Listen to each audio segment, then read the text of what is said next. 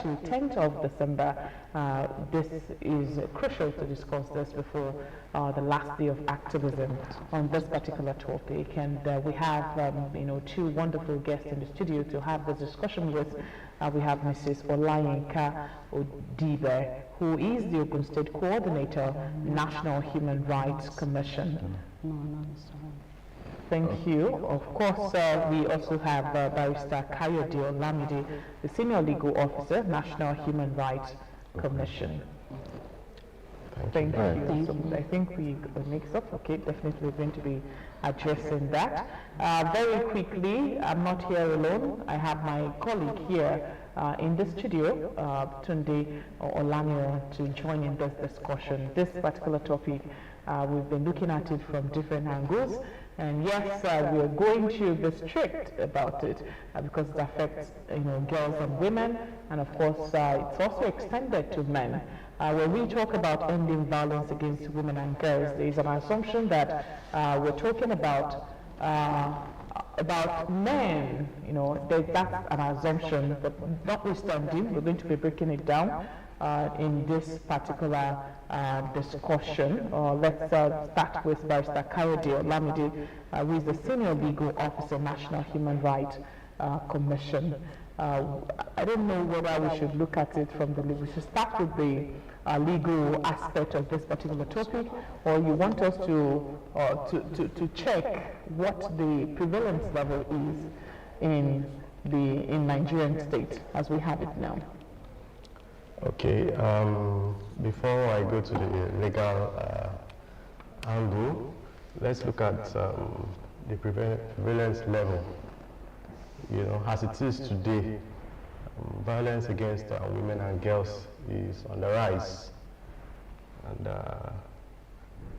it is said that 1 in every 3 or 4 women are exposed to some form of violence or the other. So every day we hear cases of violence against women, domestic violence, other forms of physical violence, psychological, and even economic violence. So it is on the rise, and we can't deny the fact that we get to hear of it every day. We read it on the newspapers, we receive reports, complaints every day. So it is on the rise, and this has led to important stakeholders taking necessary actions in terms of enacting laws and making policies that will help to end this tide. All right, I want to apologize for the mix-up. We actually have Ramat Uyedele here, who is the Principal Legal Officer, and not Mrs. OLAYINKA ODIBE. Thank you so much for joining us on the program. As a woman, I know that you have passion for this kind of discussion. Maybe you should tell us a little bit about what the issues are with the violence against women and girls in Nigeria as we speak. Well, thank you. The issue of violence against women and girls is not actually particular to Nigeria. That's why this campaign is a global campaign, and started from the 25th of November and will lapse on the 10th of December, which coincides with the International Human Rights Day. So the theme of violence against women and girls, it's a bit prevalent because women and girls are generally seen to be the weaker of the sexes when it comes to the male and the female. Hence, we find women being particularly vulnerable to violence. This is not to say that men are not vulnerable to violence, because we've definitely had cases of men reporting violence, and the funny or interesting thing is this violence doesn't usually come from men, it comes from women. Now, while violence is not just physical, for women it tends to be physical because between a man and a woman, who is the stronger person? Now, for we women, we want to speak out to the tune that women, while being weaker, should not be subjected to harsh conditions and treatments. They should be included in the everyday progressive lifestyle, and this calls for empowerment of the women and girls. It also calls for legislations that would protect this seemingly weaker gender. I'm saying seemingly weaker because when we flip the coin, we find some women are stronger than men when it comes to certain things, and that's why it's easy for some men to also be victims of violence. The violence, while it may be emotional in some cases, sometimes it's physical, and that's when it gets interesting. You say, oh, okay, I thought the women are the weaker ones, but when you find the man being the weaker person in the situation, you realize that, okay, this gender-based violence is not targeted at just the female gender. It cuts across board. All right, I'm still with you. You are a lawyer. Yes, I am. Both of you are lawyers. And I would like to come in from that legal point of view. Okay. I was observing the statistics this morning, and I discovered that almost half of every woman or girl you see in this country are recipient of violence. Yes. Now, and it's been like a persistent disease that seems not to want to go away. Yes. Are there laws that protect these girls and women? If there are, why are we not seeing those laws work? Okay, thank you. There are laws, quite frankly, that have been enacted to protect the women.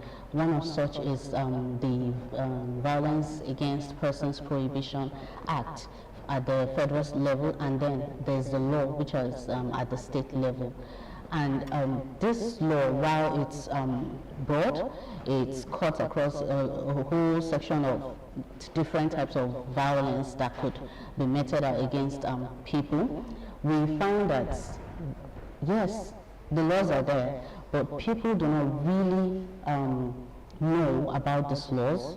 And in the event that even when people know about it, or the people that know about it are trying to help the victims, like, okay, there's this law we can use to help you get justice. Because of the prevailing cultural,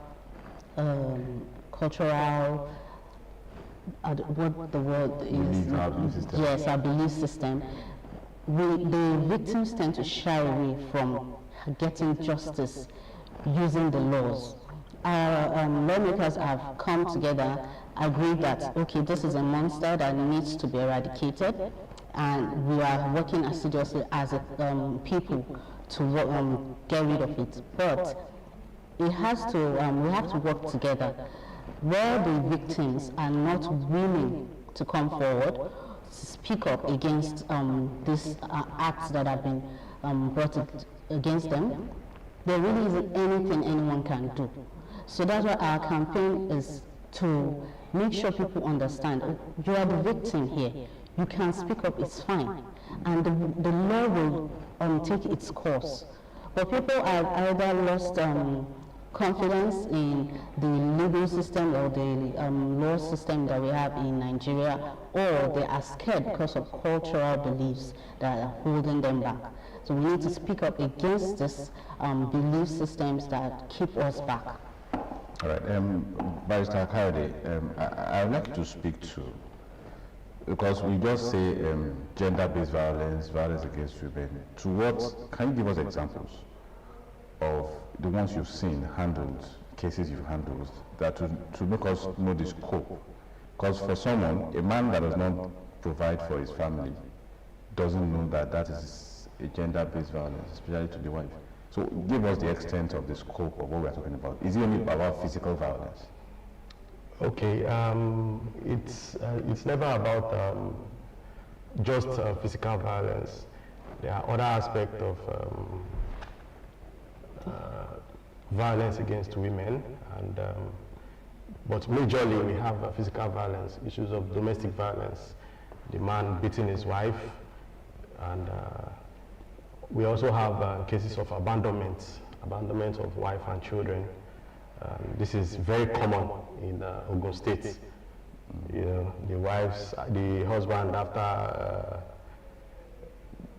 impregnating the wife, she has 2 or 3 children, and then he just disappears. You know, so he abandons the wife, who probably relies on him for daily bread. Let me just, in quotes, daily bread. That is an aspect of it. Then we also have some form of psychological abuse. You know, the husband saying some unspeakable words to the wife, which may affect her emotionally. You know, that is also an aspect of it. Then economic abuse also, wherein the husband, who is supposed to be the breadwinner of the family, who refuse or neglect to provide for the wife and children. You know, those are aspects of gender-based violence. Then we also have abuse of young girls, issues of rape. You know, rape, sexual abuse, and there are a lot of them.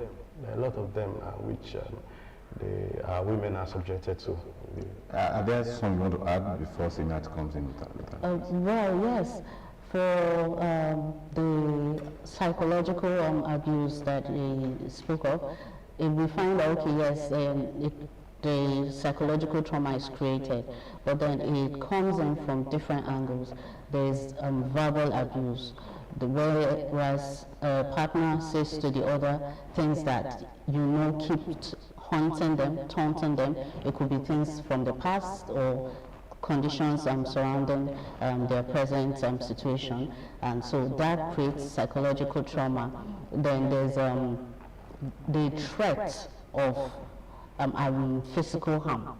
It may not physically harm the person, but the threat of physical harm would also create psychological trauma for the partners. Then besides neglecting and the spouse, there's also the idea of depriving the other person of access to maybe the kids, maybe when they have issues, because this comes to our office a lot, where they say, my spouse and I, we separated briefly because maybe he was physically abusing me. Then he took the kids, and I do not know where they are.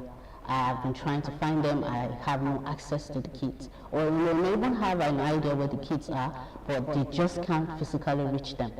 So all of these are different spectrums to the abuse that we're talking about here. All right, you said the activism actually started November 25, yes. Okay, and then to end on the 10th of December. Yes. Every year we keep repeating, the activism, and of course, majorly the idea or the perception of people is largely that when you talk about gender-based violence, they largely say that women are the victims and not necessarily men. So in this activism, how significant is the role of men in fighting against violence against women and girls? And of course, as men as well, their own share being victims along the line, because of the statistics is also revealing that men are also victims of violence from women. Women actually putting them in very difficult situation as well. So how do we manage these issues? Okay, thank you. For the role of men in the activism, whilst the theme of this year's 16 days activism is towards Beijing Plus 30, unite to end violence against women and girls. And this is born out of the fact that 30 years ago, not 30 years, not quite 30 years now, but I think that was 1993, I'm not quite sure, but there was a conference where it was agreed that one of the things we need to get rid of by the year 2030 is violence against women and girls.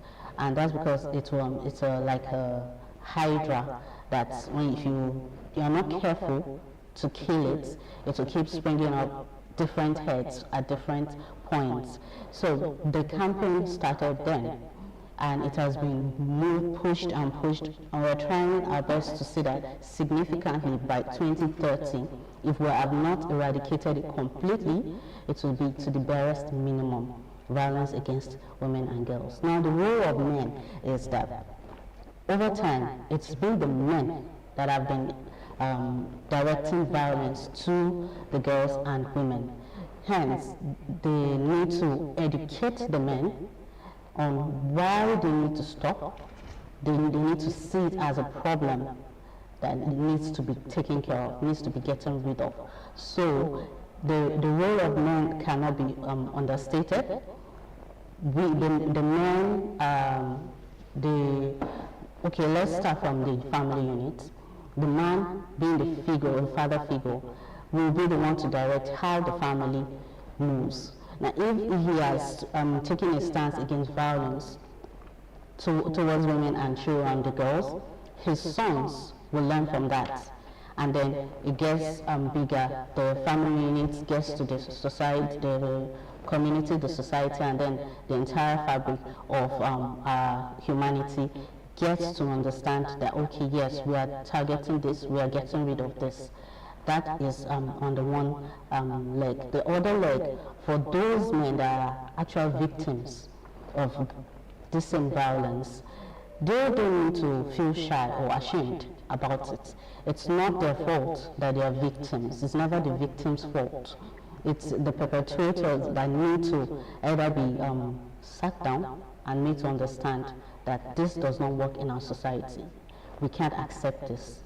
So they need to speak up. The same way women have been speaking up for centuries, and we've come to take a stand that we need to get rid of this. They also need to speak up. So we know exactly how bad this situation is and how we need to tackle it. So how well are you engaging with fellow men? You look at the dynamics now. You have reported cases of a father raping a small girl, and of course neighbors, a girl of 5 years, and you have ridiculous narrative being circulated on media space, saying that the bad part of it, saying that children are being molested, at different stages.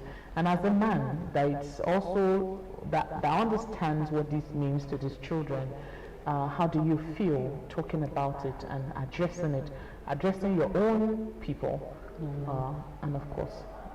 Okay.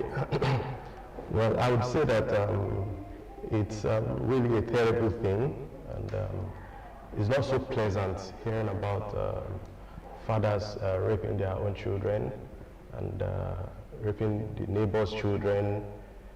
It's terrible, and each time I read the newspapers or I watch it on television, I feel very sad, because it is not supposed to be. And this is why the Commission has taken a stand against such actions, and we try to engage men as much as we can. We do a lot of sensitization. We go into the market to try to sensitize the people. I mean, it's not something that should be allowed in our society. I mean, I can't even imagine it. It's disturbing. It's disturbing. You stressed the economic violence, part where maybe women are being deprived of. What about the larger economy? When you look at the state of things in the country, of course, there must be reasons for most of this. We're not trying to justify why there are violence against women and girls, but notwithstanding, we also, because researchers would always look for the cause of these issues, and some have said that you place so much, responsibilities on the men, and of course, because they cannot meet up those responsibilities, they become so agitated, and of course the next person who is considered a weaker vessel is the one to bear the brunt. So along the line, how do we structure our argument enough to tell us, to give us the state of things, the critical state of things, and of course move forward? Okay, when we look at the broader economic situation, we tend to feel that that should justify why a man should violate his partner economically, but I don't think so. I feel that although it may be an excuse to some extent, but not totally, because when you tend to look at the man's level of income, for somebody who has enough, I mean, it shouldn't be an excuse not to do enough for his partner and his children. So, except, of course, in circumstances where he doesn't have at all. And then that's the case of the majority of people. Yes, whilst we're looking at the demographic of the economic class, the poor people are the majority, yes.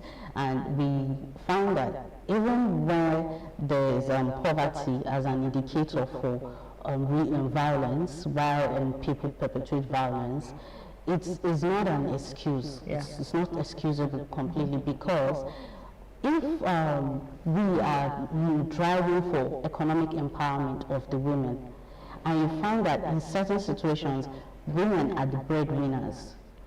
There are women who work day and night to ensure that the family has enough to eat. But they are still victims of violence. The man may not have at all, yes, but in the case where he's trying to get something, you should bring it to the table, say, oh, this is how much I could come with today. But then you find some men, they are so lax about it, they don't even really care. They just want to eat. The woman provides for them to eat, and they do whatever they please. They are the head of the family. Now, this stems from cultural setbacks. I'll call them setbacks because they draw us back, and it needs to change. We need to change the ideology. So we are attacking this issue of violence from different angles. Yes, the economic angle is there, and the empowerment angle is there. While we say, oh, the man is not empowered to help his family, the woman sometimes isn't also empowered, but she still tries her best. Then we just need to cut it across the board. Fine, yes, the economy is bad right now for everybody, but you still need to make excuses for yourself. Well, okay, I may be only able to bring 500 naira to the house today. Let us manage that 500 naira. We would appreciate it, rather than you go off on your wife and say, I don't have any money, don't stress me, no, that's not excusable at all. We have spoken about the family setting being a major foundation for violence against women and girls. But I want to look at a scenario that is fast developing these days, looking at the U.S. economy, the U.S. as an entertainment industry, as a case study. I'm aware of R. Kelly. We all know R. Kelly is in prison for molesting girls. PDD is on trial for molesting girls. This morning, read about Jay-Z on trial for molesting girls. This is a workplace attack on women and girls. We are seeing the trend, really. I read of it this morning, even raising its head in Nigeria. I don't know if your commission has seen any of this. And my question is, how can we curb this workplace violence against women and girls? Okay. Do you want to take it? Okay. Workplace, we do hear of some of them, especially in the university setting. We hear of sex for grades, sex for employment, and it happens everywhere. Promotion. And although we've not, of recent, at least at the Ogun State office, we've not really had any of such complaints. but then we try to do a lot of sensitization about it. We talk about it because we do hear about it from other places, and then we try to tell people to speak up. You can reach out to us, reach out to the office, and it's perfectly within our mandate to investigate such matters and take necessary actions. So we encourage people who are victims of workplace violence to reach out to us. You can call us, we have our numbers, we have our emails. Reach out to us so that we can take necessary actions against it. You would like to say something on that, but I want to add this to it. What if we inculcate the knowledge of curbing violence against girls and women into our curriculum, whereby, from a young age they start to learn about it? What effect will it have to cut this? Well, look, yes, that would go like a long way. At the beginning of our activism, we visited some schools to educate them. While we understand that some schools already have maybe extra curriculum for maybe clubs that targets towards disseminating information to let them understand their rights and the rights of others, so they know how to protect their rights and those of other people around them.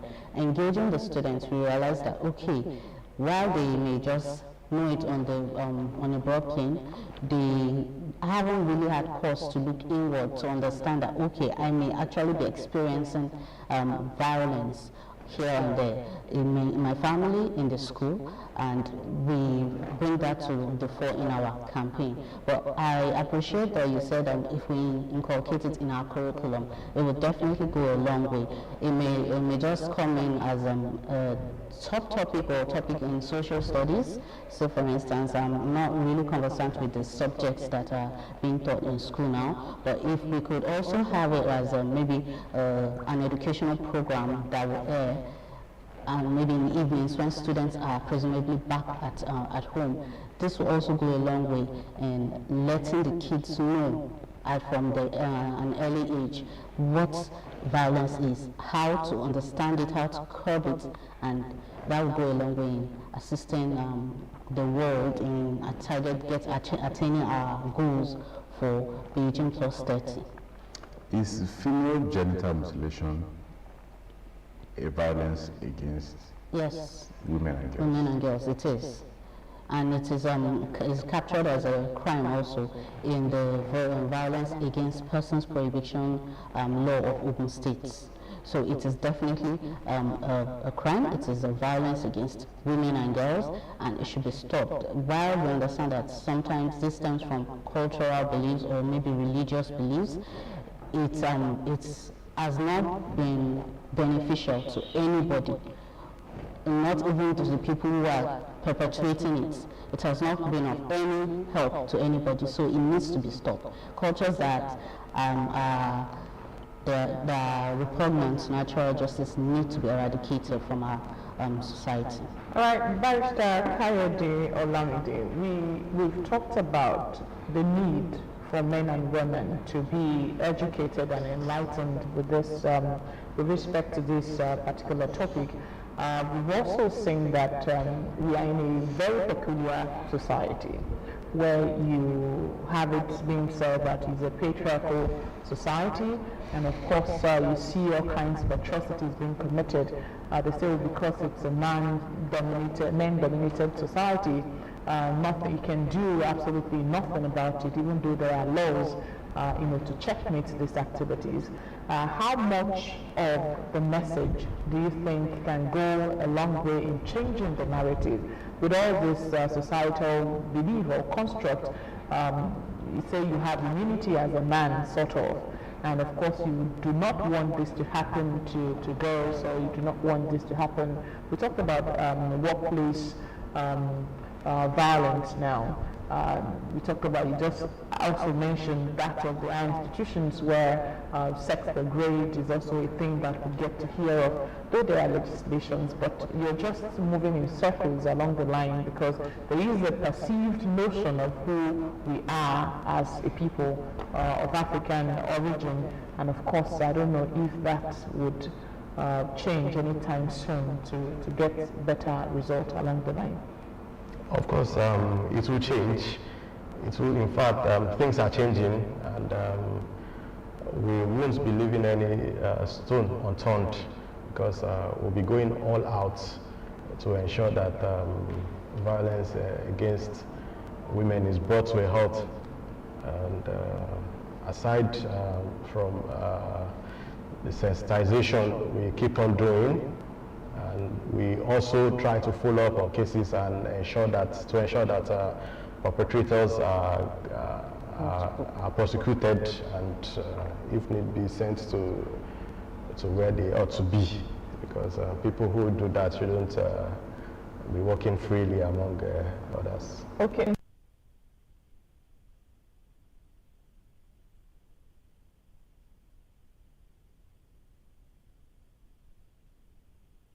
To be better men or better boys along the line, and of course you're expecting them not to have the decency of respect of the rights of women and girls in this society. What kind of message can we push, you know, for boys and men to be better men and of course better boys, starting from when they are boys now, yes. So that they can also live up to those expectations. Yes, if you will recall at the start of my talk, I started with the family, because the family is the smallest unit in the society. If we're able to get it right from the family, then our work is halved. If every family understands that, okay, the girl is, well, not special, but she should not be mistreated, then our work becomes easier.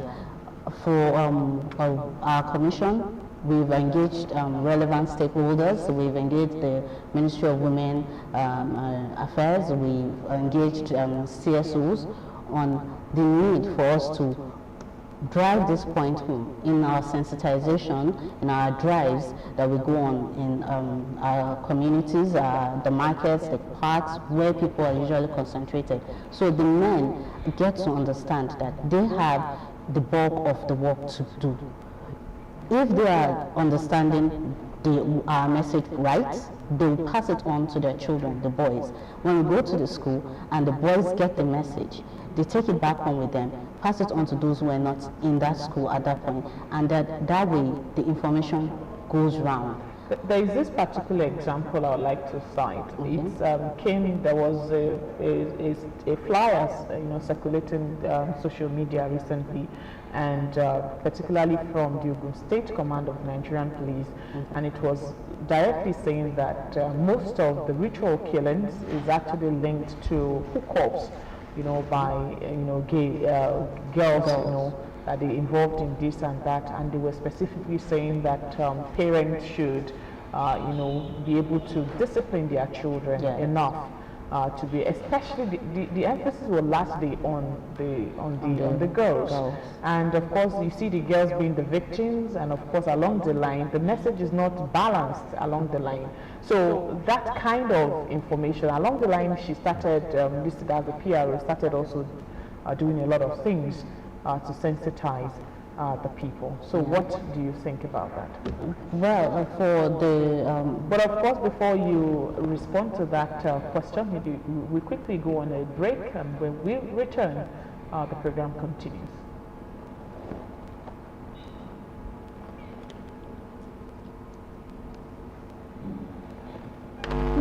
Who's the producer?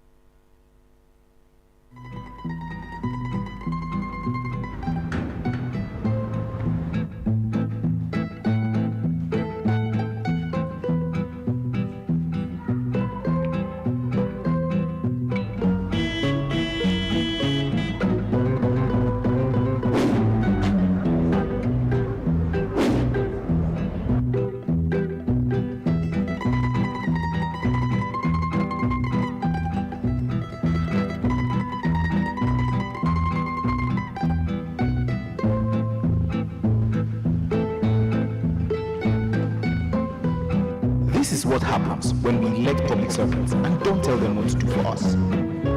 Voting is not the end. It is just the beginning.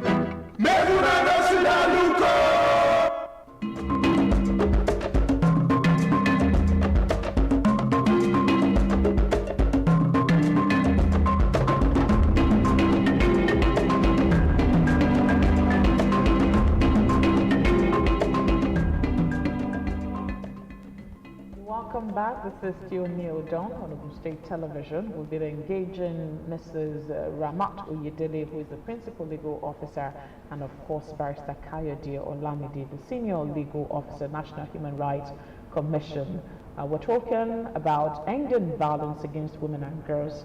I pushed a particular question to you that ritual killings is also part of the argument in this part of the world, and of course girls are also being referred to as the victims, the major victims in all of this. Yes. So what message do you think you would like to put forward when you have reports stating especially from the police coming out to say that because of hookups, girls are victims, basically because of this incident? So how do we tackle that aspect as well? Okay, thank you. To tackle this particular menace, we'll look at it from different angles also.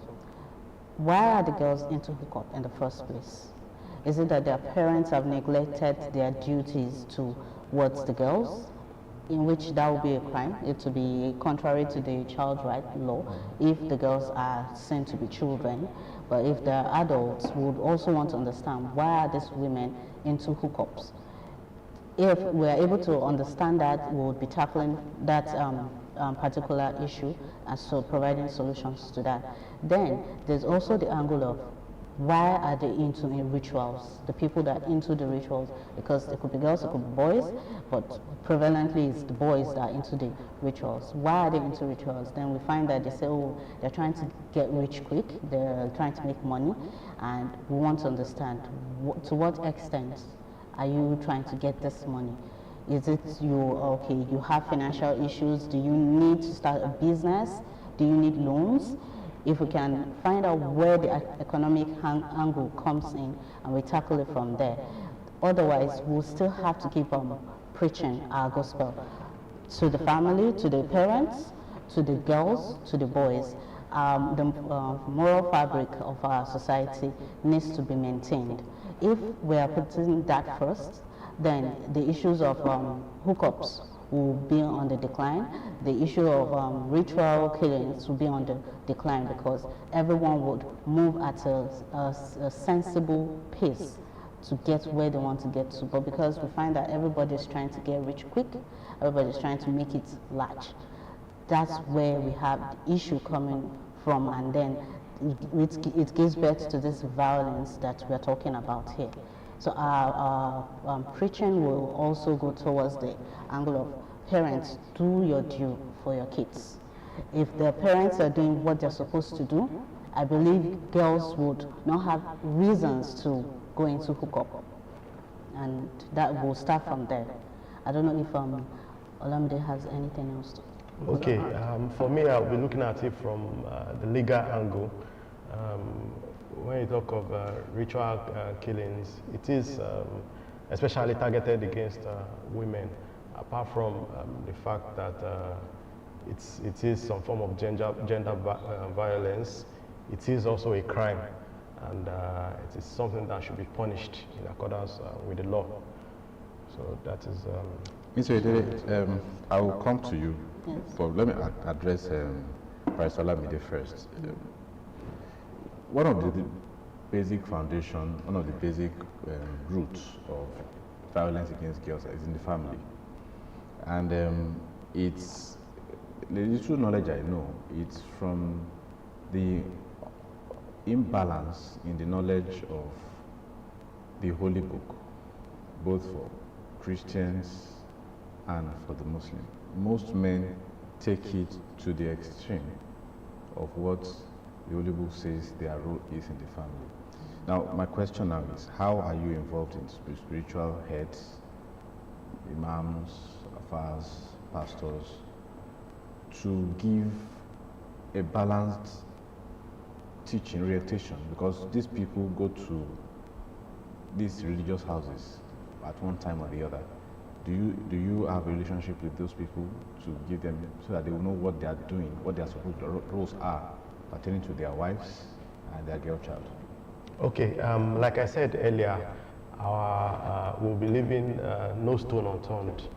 And we've been doing a lot of sensitization, and religious leaders are not left out of it. We've been visiting them, we've been visiting the churches, mosques, to try to sensitize them about the evils of the gender violence. And as a matter of fact, one of the points we've been trying to push, because we discovered that religious leaders they also maybe knowingly or unknowingly, or maybe in a bid to try to resolve some issues, they tend to encourage violence. For example, you see where a woman has been clearly violated and dealt with seriously, and you hear the pastor or the imam will tell her, "Foriti," you know. So they keep encouraging those kind of violence, and even where in cases of serious cases of say rape, for example, they will try to say they want to settle it. You know, the religious leaders try to settle it within themselves or within the church. So we do tell them that, look, if we get wind of any of this information and you're trying to settle it, you also be included as an accomplice in this matter. So we try to pass that information over to the religious leaders, and we hope that with that it will tend to enlighten them and try to educate them on better ways to handle some of these issues. Right, Mr. Oyedele, don't you think that it's because perpetrators of this violence are not being brought to justice, or the amount of those brought to justice are not in the public domain, that we persist in this? Because I know you are a lawyer, we both are lawyers, and you have this terminology that when this will serve as deterrent to others. But we don't see any, I've not seen any publication that so number of persons were convicted for rape in 2023, or so number of persons were arrested and charged. So if I want to abuse, I can go ahead and abuse, because I know that there's nothing that will serve as a consequence. Yeah. Well, it's a bit unfortunate, because while we push and we've channeled a lot of energy into this campaign, we fall back to what we stated earlier.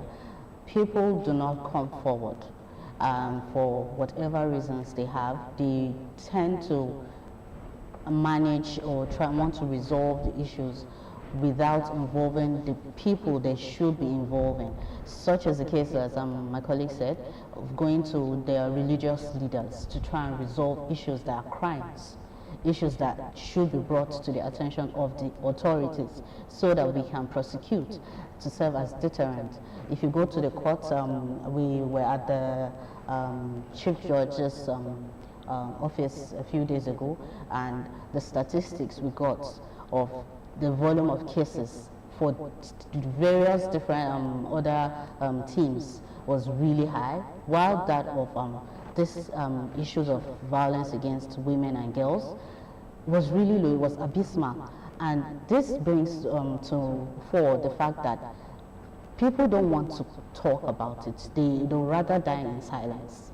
And that's why we need to push for people to speak up.